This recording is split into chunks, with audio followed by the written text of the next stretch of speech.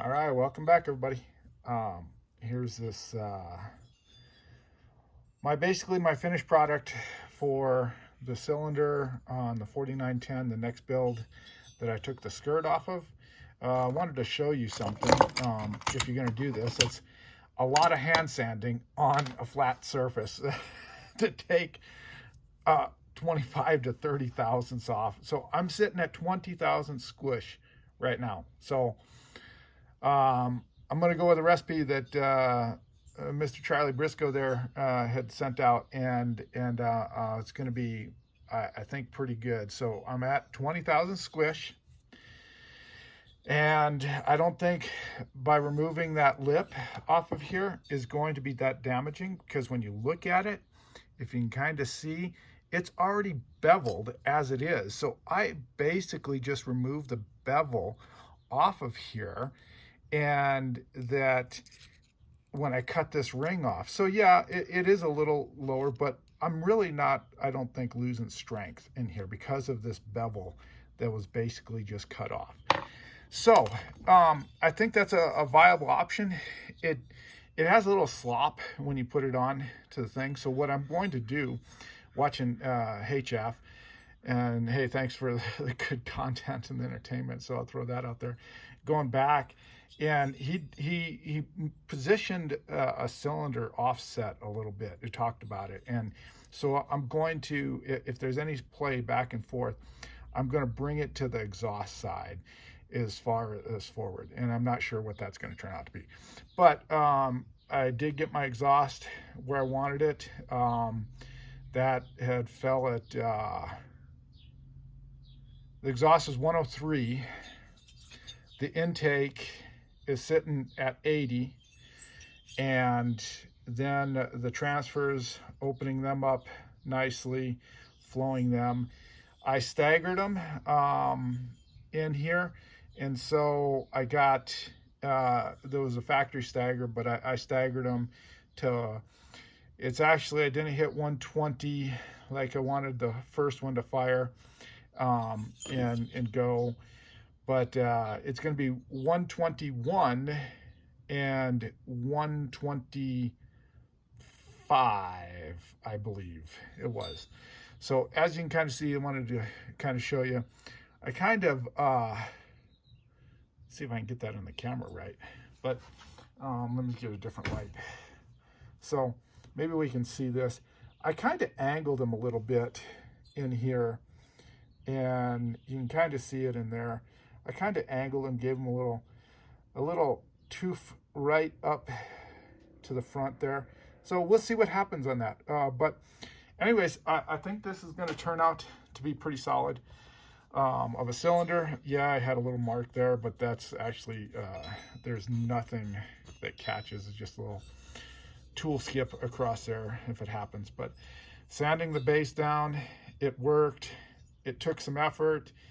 It took a while. If you have patience and you're stubborn, well, you can do this without a lathe, obviously. So anyways, what we're going to do, we're going to go ahead and get this glued down. I'm going to use no base gasket. I do use Durco HT, and so we're going to be going with that. And then we'll hopefully I'll stop it here and then attach it when it's back together and running.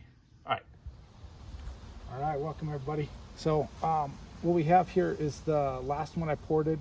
It wasn't as spicy as this other one that we will be testing. So I just want to do a comparison. What this one was with 50,000 squish, and before I did the other one. And this one has a little bit different numbers. I think it was 105, 125. I think 78 was what I think I remember it being. 20-inch bar. It's stock, it's semi-chisel, so it's nothing special. It does have a little bit more aggressive rakers. I hand sharpened it up, so let's go ahead and make a couple quick cuts. It was popping, and I have about probably like 7-8 tanks into it now. So I just changed the spark plug out just to see if it would do that. There was like, it almost sounded like ignition popping, and I don't have any advancement on here. So let's just go ahead and do a comparison. I'll do this one first, and then we'll do the other one I just poured it up, hopefully spicy as well.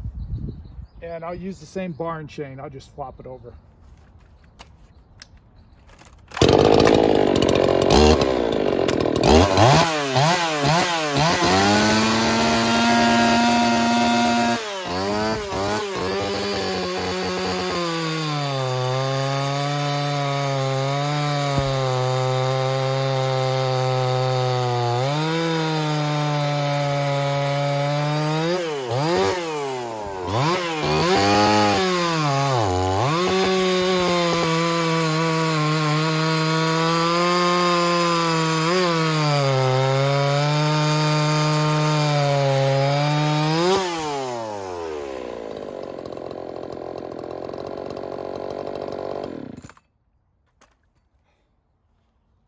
Oh, and by the way, I did figure out that that's a piece of ash that I picked up. We took out a tree when I was singing, so got another piece over there that I can throw in here. So that's ash.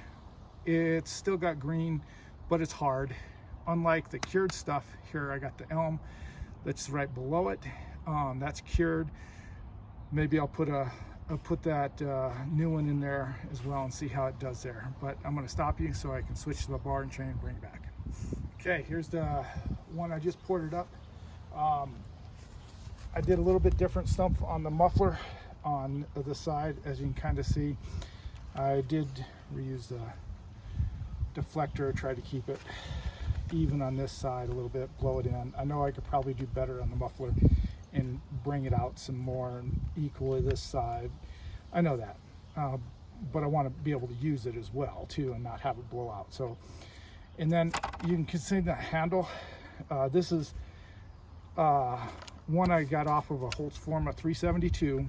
Okay, this was the standard one. It bends real easily. It's a little narrower, so it's like, this handle had originally broke. So I tweaked it up, moved it around, and for the most part, everything fit. Re-drilled a hole down here, re-drilled or slotted these ones, drilled a hole up here, and then had to retweak it. It's not perfect. It's a little narrow. It should be a little bit forward, a little bit more forward on here. But the 372 handle, the cheapest one from, like I said, this was off of a Holtz Forma clone that I changed to a full wrap. It was more comfortable, can be used and bent around in a way. And so I don't have it quite shaped, but it works for what it is. So, okay, fired up, tuned it, had a couple little cuts, make sure.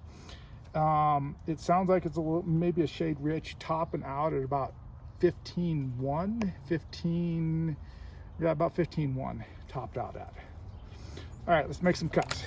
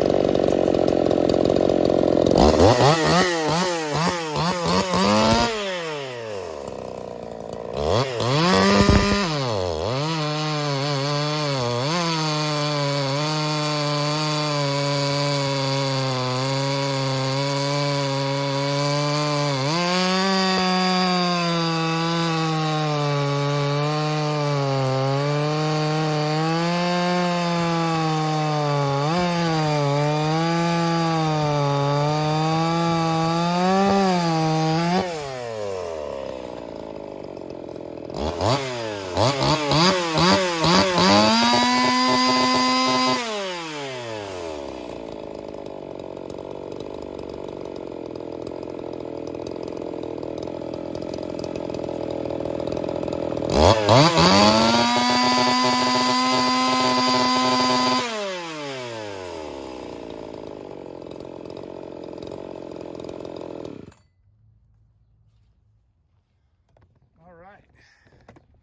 there you have it. So do I notice a difference? Yes. This one definitely has better pull. It's getting up there in RPMs, and it's screaming. And as you can kind of see, it was pulling into this cured piece of elm. That other smaller piece was ash. And so it pulled right through there.